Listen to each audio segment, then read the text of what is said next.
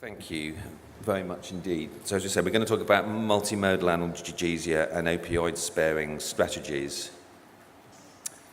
And hopefully, at this stage of the course, none of this will come as a huge surprise to you. So we want our patients to be comfortable so they can mobilize, hopefully in the context of getting better quicker with reduced organ dysfunction, reduced stress response, and hopefully what we will doing will be allowing patients to eat quicker as well, with the end result that they're going to be discharged home that much more swiftly. And you may remember this slide that I put up yesterday.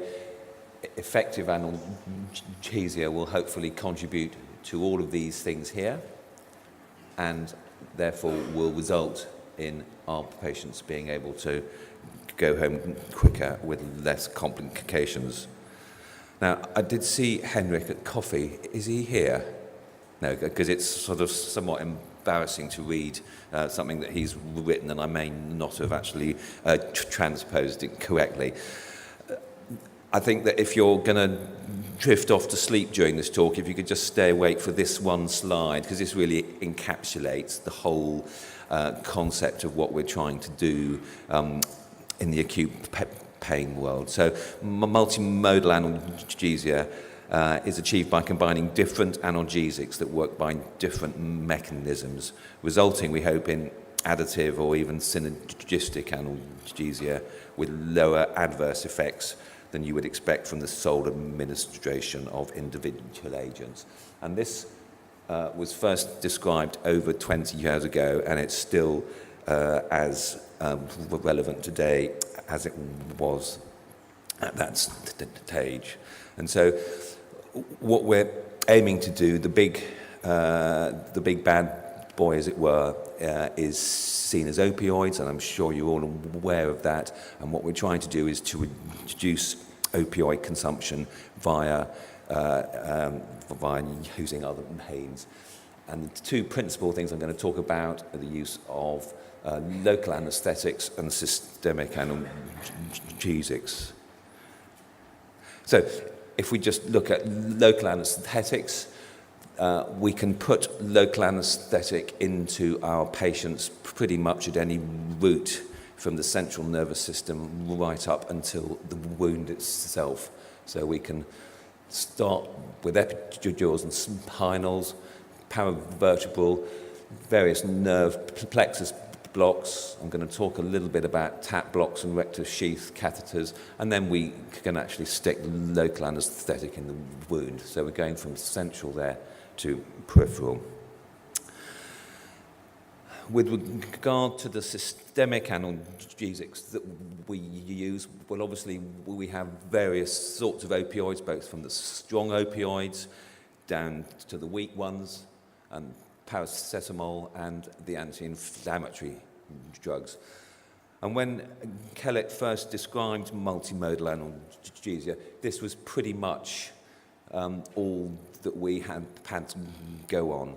But in the last 20 years, there have been a huge explosion, really, of other analgesics that have been used alongside these drugs. And, excuse me, and they are the anticonvulsants, the NMDA receptor antagonists, Lidocaine, Lidocaine IV, steroids, peripheral opioid antagonists, and some of the alpha-2 agonists. And if we just list them there, I'm not really going to insult you, I hope, by just putting up the problems that are associated with them. So obviously, with opioids, we're particularly concerned about the effect on gut function and post-operative nausea and vomiting. Anti-inflammatories, you will know as well as I do, there's problems with renal impairment, with bleeding, with perforation, GI perforation. The next slide will just deal a bit with the effects of anti-inflammatory drugs on healing, and we know that long-term use of anti-inflammatories is associated with excess cardiovascular risk, particularly in susceptible people. Paracetamol, well, if you don't read the instructions, you can give people too much. I don't think that's a big deal there. Local anesthetics, both cardiac and CNS toxicity, steroids. We've spoken about hypoglycemia and perhaps having an effect on wound healing.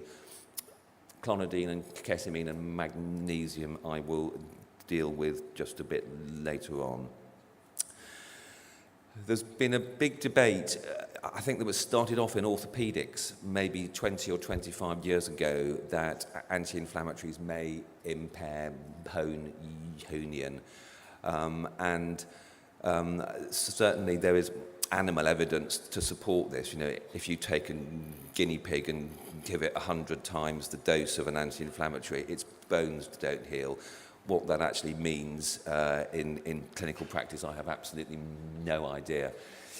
What we do know is that smoking has a big effect on bone healing and much more than anyone has been able to show with anti-inflammatories.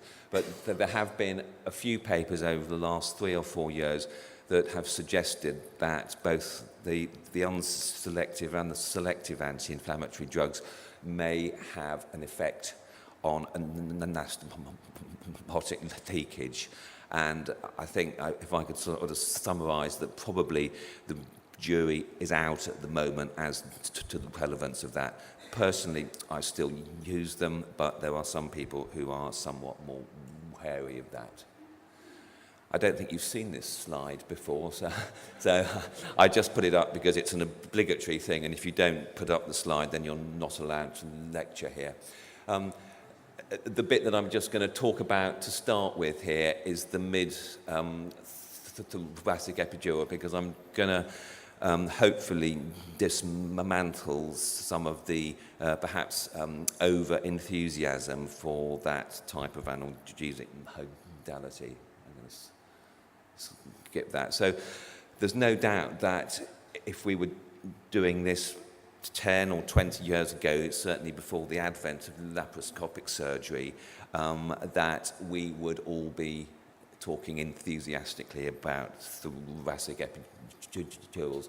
And they have a marked effect not only on the stress response, but they hasten the return of normal gastrointestinal function for open surgery, and they have perhaps a useful effect on muscle function as well.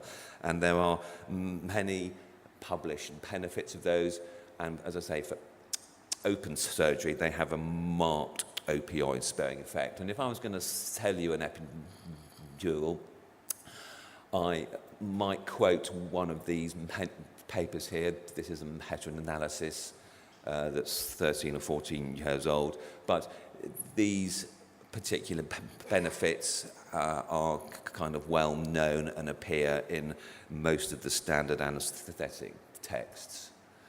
But there are a number of problems with epidurals, and I'm just going to run through those. First of all, they don't work adequately. Now, that's always amazes me, because I've never ever had an epidural that's failed, but obviously some of my colleagues aren't as clever as me, and theirs obviously do. There's problems with blood pressure, and there's problems with mobility as well. And the Royal College of Anaesthetists published a study looking at the risks of spinals and epidurals, and although the risk is probably higher than we thought, it's not a huge risk, but on the other hand, it's not nothing either. And one of the things that came out of that is that damage to patients is about 2.5 times more likely with an epidural than it is with a spinal. And then to sort of put the balance back a bit, the Master trial showed that there was no difference in morbidity and mortality with epidurals. So I think it is a contentious area, but I'm just going to, the next couple of slides, I'm just going to talk about some of the problems and why I think the pendulum, if you like, is swinging away from epidurals. This was published a couple of years ago and was an excellent review article looking at why epidurals fail. and a failure rate of up to 50% has been described. And of course, a failed epidural is a real disaster, because unless people recognize that and either take it out or resite it and start the patient on some other form of analgesia, what tends to happen is that they get really bad pain relief. They're lying on their one side or the other, they get topped up, they can't have any opioids, and they get a really bad first 24 hours post-op. And there's lots of reasons why it can fail, and then I think the most important thing is that if an epidural is not working, you have to do something about it straight away. You either have to take it out, maybe put some opioid down, but it has to be sorted. And one of the slides I particularly liked was feeding in too much epidural catheter, and they squirted some contrast down here, and the epidural was in the epidural space to start with, and then hardly surprising that it didn't work. Hypotension, we've been through this paper from Gould earlier on, and it is really important that patients who are on epidurals, we look very carefully at their blood pressure and think very carefully about how we're going to treat that. Are we going to give them fluids? Are we going to give them vasopressors? And we published a couple of years ago an RCT comparing epidurals and spinals and patient-controlled analgesia for patients undergoing laparoscopic colorectal surgery. And the results surprised us as much as anyone else. I'm just going to show a couple of slides from that. The first thing is fluids and weight gain, and we found, unsurprisingly, that patients on epidurals, about a quarter of them required further intravenous fluids more than 24 hours post-operatively. I'm sure that's due to that they had a sympathectomy, they needed further fluids to maintain their status there. And if we look at the maximum weight gain, they, on average, put on about an extra kilogram compared to the other groups. I'll come back to that. And then if we look at how well the patients mobilize post-op, you can see in the spinal group that certainly nearly 3/4 of them, both in the spinal and in the PCA group, required no help at all to mobilize on the first day, whereas you can see only 1 in 5 patients with the epidural were able to do that. So one of the things we need to think about, if we're going to put an epidural in our patient, where we're going to send these patients afterwards, where are they going to be nursed? Because they need a little bit more, if you like, intensive care, but obviously not necessarily actually intensive care. They need a bit more intensive input than our non-epidural patients, and they need to be able to be looked at where they, people can recognise and treat both hypotension and poorly controlled pain. So you may recall that the RCT we did was looking at spinals as well, and one of the reasons that we thought that this would be a sensible idea is because certainly I had a reasonable amount of experience in looking after patients in obstetrics and urology and orthopedics, and it just seemed like a logical thing to try on our laparoscopic patients. And we also use Spinal successfully for this paper here, where we were sending patients home in under 24 hours. And to summarise what we found, they had good pain scores, there was significant opioid sparing effect, they needed less fluids, they had a quicker return of bowel function than both epidurals and PCAs, the catheter was out more quickly, and they ended up having a reduced length of stay. But clearly, they're not suitable for very prolonged or open surgery. And this was our length of stay, and you can see that the epidural group actually had a longer length of stay. And in fact, we have subsequently repeated bits of this, and we find that for every kilogram of fluid that the patient has or that they put on, they stay in hospital about an extra day. So fluid balance and the problems that you get from epidurals has a profound effect. Just going to run through some other types of local anaesthetic blocks. Rectus sheath blocks are not something that I have a huge amount of experience of, but some of our local hospitals in the UK use them for both gynecological and urological surgery. They can be inserted under direct vision or with a loss of resistance technique or by ultrasound, and you can give the local anaesthetic via a pump or via bolus dosing on the ward. And they do have quite a marked opioid-sparing effect and clearly avoid some of the pitfalls of epidurals. TAP blocks are also a popular block, although the evidence suggests that they're probably they have a more marked opioid-sparing effect for open surgery compared to laparoscopic surgery, and they have been quite extensively used, blocking this bit of the lower abdomen, and we can either insert them with a blind technique and feeling for a double pop, or they can be inserted under ultrasound. There's the external oblique, the internal oblique here, and that's the space that we're trying to put our local anaesthetic in.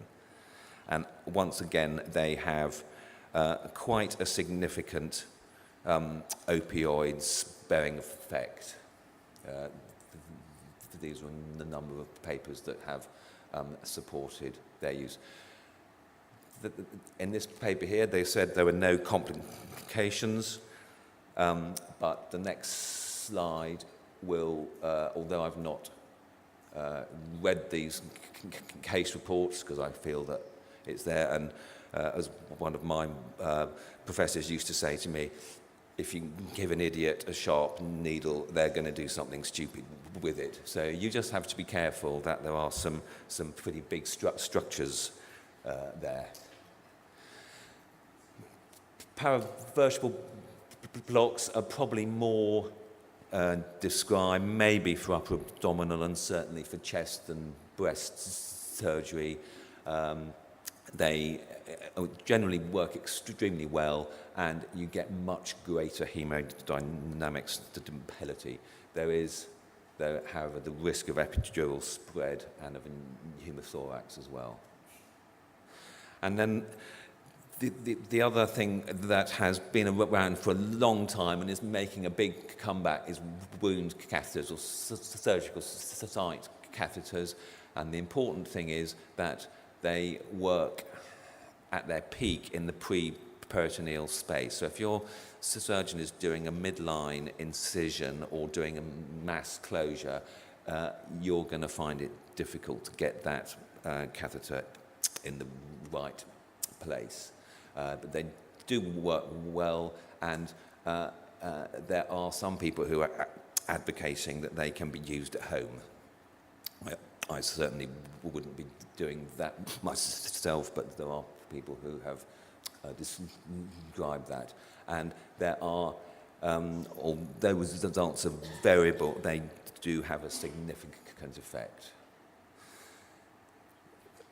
Finally, I'm just going to talk about some of the other adjuvant therapy here, and this was expertly reviewed. I don't know if you can see that, but in the supplement to the British Journal of Anaesthesia last year, and there are a number of things that have been used. The Lidocaine infusions, I was speaking to a couple of delegates yesterday, and there are obviously people here who use them. I've no experience of them myself at all, but it is a technique that was first described over 30 years ago, and there is no doubt that they have a marked opioid bearing effect, they may possibly be less relevant for laparoscopic compared to open surgery. Ketamine is a drug that kind of disappeared from clinical practice for about 10 or 15 years, has now made a comeback.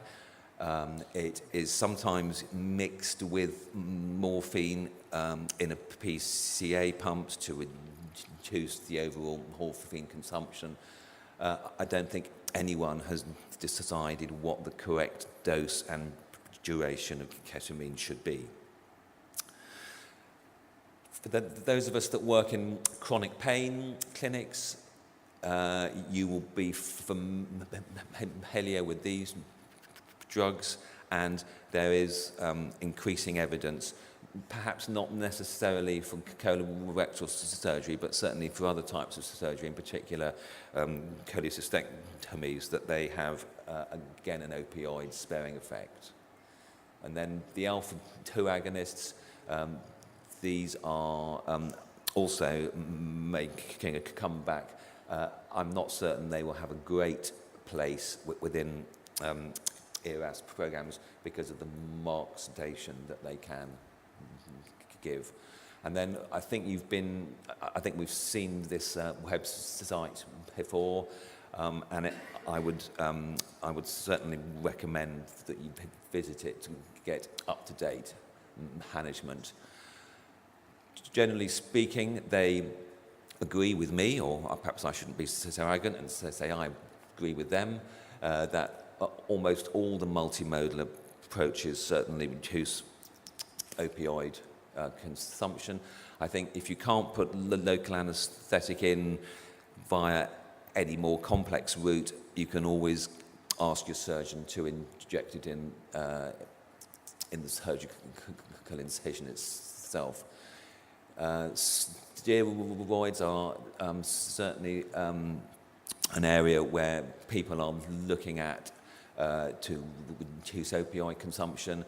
I think the mainstay is clearly going to be these two drugs, and they recommend intravenous lidocaine, but not as the first line therapy. And for the colorectal, they do not recommend these blocks because of the high risk-benefit ratio. Okay, I'm conscious of the fact that I'm running out of time, so I'm just going to end this by saying that we know that there is evidence that our opioid, the way in which we administer opioids and the duration of opioids may have an effect on cancer outcome. And although we were unable to show this for colorectal cancer, it has been found for prostate and breast cancer. Although, as I say, the jury's out on its effect, that this is really one of the kind of hot topics. So in other words, what we do for the first 2 or 3 days for patients' post-operative course may end up having an effect on their long-term survival. So, summary, analgesia is key. I think we constantly have to challenge the dogma.